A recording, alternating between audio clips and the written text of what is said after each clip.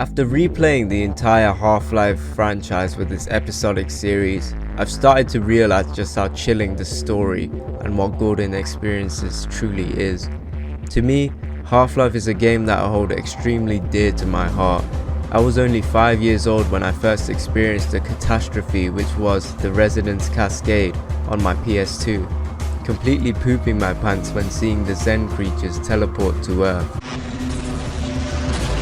The same goes for Half-Life 2.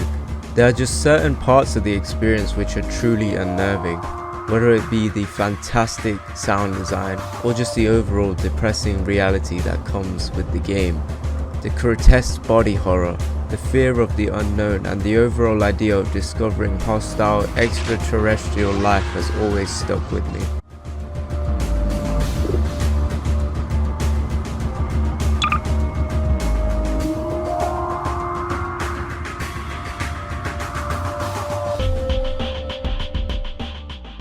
For those of you who don't know, Half-Life is a game which involves a scientist known as Gordon Freeman who is tasked with an experiment within the Black Mesa research facility.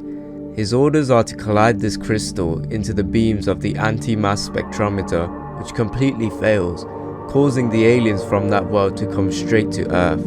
Because of this outbreak, the military is tasked to come in and wipe out everybody involved in this mess, including you and your fellow scientist colleagues. At last, thank God you're here. So you're up against two factions. Eventually, the survivors of the Lambda complex get you to the root of the problem, which is Zen, to which you defeat the alien controller and stop the outbreak, in which a mysterious man in a suit takes you straight into stasis after employing you. In Half-Life 2, you discover that the entire world is now enslaved by a superior race known as the Combine, after realizing that the planet is full of healthy resources for them to completely drain until it renders them useless. The game and its episodic series revolves around the rebellion of Earth as they fight back against them. That's as basic as I can give you for both plots without spoiling too much. Let's talk about the real meat of this video, the horror. This video will only feature the elements of Half-Life which I personally found terrifying. I'm sorry if you were looking for a review, but there are millions of channels out there that cover the game better than I do. So let's dive in. Let's start off with the Resonance Cascade, one of the most impactful moments within the series. It started everything, but the way both anomalous materials and unforeseen consequences are structured is absolutely fantastic. It turns backtracking into a complete nightmare in a good way and is executed perfectly. You start off very normally. Scientists are going about their days complaining about random stuff, yet there are small foreshadows over the fact that something isn't right. The first thing you hear is about a system crash due to this specific experiment being pushed beyond its limits. Tech and computers are also blowing up, with the scientists even having doubts of this experiment. How you can say that, although I will admit that the possibility of a resonance cascade scenario is extremely unlikely. Gordon doesn't need to hear all this. He's a highly trained professional. We've assured the administrator that nothing will go wrong. Yes, you're right. Gordon, we have complete confidence in you. It creates a great sense of tension over the fact that even the NPCs within this game already have some sort of fear, even though everything's going normally. I would just absolutely love to say that when shit hits the fan within this game, it is fantastic. All the explosions happening around you, the scientists frantically panicking and screaming really sets the player into a sheer state of regret over the actions of pushing the crystal into the beams. Gordon must backtrack to where he started.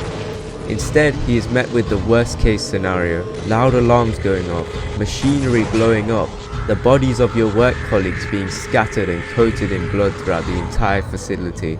It's extremely traumatic stuff and goes to show that nobody expected this. It's a grim reality which Gordon must face alone, and a reminder that the facility should have never interfered with extraterrestrial species, and how we're not prepared to handle the consequences, the unforeseen consequences. The elevator scene is a big standout too, which is portrayed perfectly within Black Mesa. You can truly feel the weight of the accident and even question if this was all Gordon's fault or not. Help me! Get me out of this elevator! Shit! Get us the hell out of here! Help us!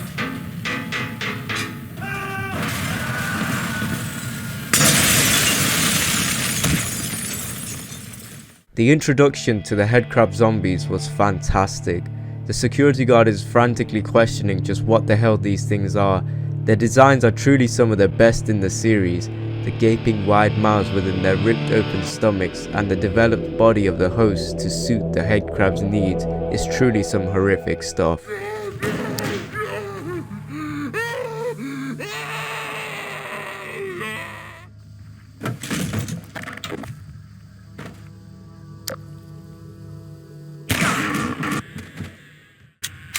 In Half-Life 2, their voices are even reversed to shout for God to help them.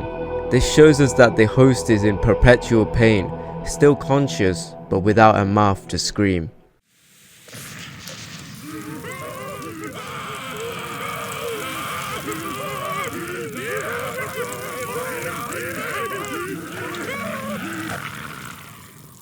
Scientists you find are also questioning what would happen if the world found out about the shady practices which Black Mesa were doing. Sure, I want to go to the surface. What if the world finds out what we were doing down here? It shows us that even the greatest minds within this facility have no idea what to do in a situation besides run, hide, and pray for the best. This is my hiding spot. I'm not moving until the situation is drastically improved.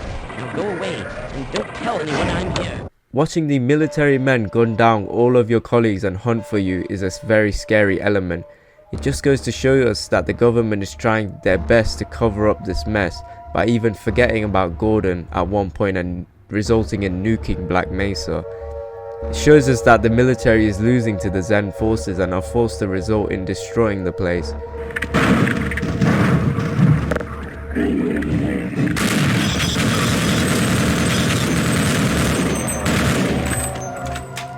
The soldiers you are killing are just men who were given orders without any explanation to just what was going on. But Gordon Freeman's journey is truly all about survival and a way out of Black Mesa, so you have no choice but to kill these men. The Zen creatures are also amazing, especially the bosses. I can't tell you the number of times I've shat myself on running past the Gargantua just to get to the next safe spot, or completely spraying all of my bullets into the Gonarch. The sound design and introduction of these monsters are truly amazing. Zen is also a good example of terror, which is masked in curiosity and mystery. The dead bodies scattered throughout the planet goes to show us that we weren't the first humans to pay a visit to these lands. It also solidifies the shady practices of Black Mesa and how those didn't go to plan. The voices you constantly hear from the Nihilith can also be deemed as a warning of the Combine, or perhaps maybe he even knows about the mysterious man in the suit. Upon moving to Half-Life 2, I think the main horror involves the idea that humanity is completely enslaved by a technologically advanced race, the race that humanity has lost to within 7 hours. Citizens are forced to live within confined spaces and obey the rules, or there will be consequences, ones which involve death or a fate far worse. The suppression field also prevents any reproduction within our race, which explains why everybody in the game is an adult. The empty playground of the game is just a grim reminder that humanity is to slowly die out. The broken baby doll is a representation of the lack of youth and a generation that has been completely destroyed. The levels also express the idea of a destroyed and dying world. Cities are heavily moderated by the forces. Water is being completely drained by the Combine, leaving vast lands of sand for creatures to find habitat in. The water in some areas has become completely toxic, hindering travel for anyone without an airboat or just a helicopter. Dead bodies are also scattered around every single level, whether it be burnt bodies or those who have suffered much worse. But what are they doing out here? Could it be that the Combine executed them, burnt them alive to send a message to those who run? Or have they met an awful fate with the Xenian creatures who reside on Earth. The soldiers you're also up against are essentially humans who have given up their wills and rights to the forces, becoming genetically modified in order to serve their superior race, accepting the end of humanity. It's sad, but does show us that people are desperate for some sort of power or a way out of this mess, resulting in them choosing to work with the Combine instead of rebelling against them.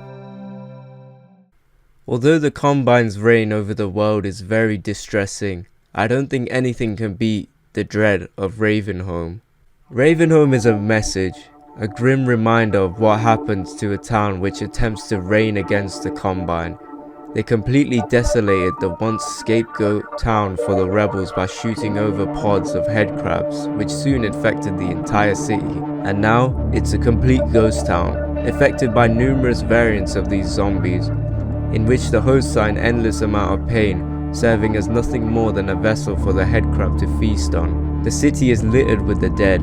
Traps have been set up by the only survivor who roams here. It's an extremely scary concept and executed so perfectly with the sound design, ambience and story arc which is told through the visuals and monologues of the only survivor, Father Grigori. He is an angel which has been forced to cleanse the husks within Ravenholm. The subtle storytelling of Ravenholm is extremely impressive, especially since this chapter was a star 1 for most people's experience with Half-Life 2. It also just refers to how ruthless and deadly the Combine can be. Ravenholm is a message for those who attempt to fight back their forces.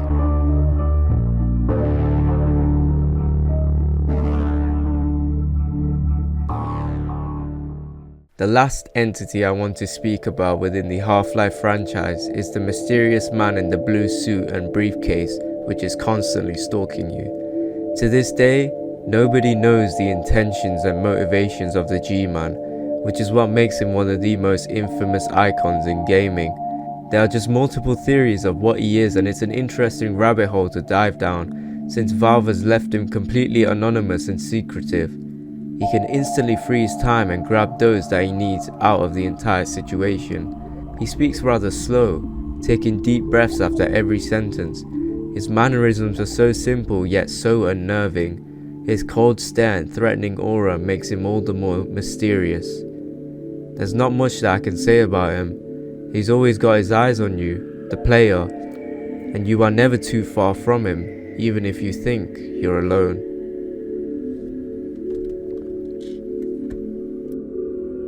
Thank you so much for watching this video. If you made it this far, I'd love to see any scary experiences that you've had with Half-Life in the comments down below.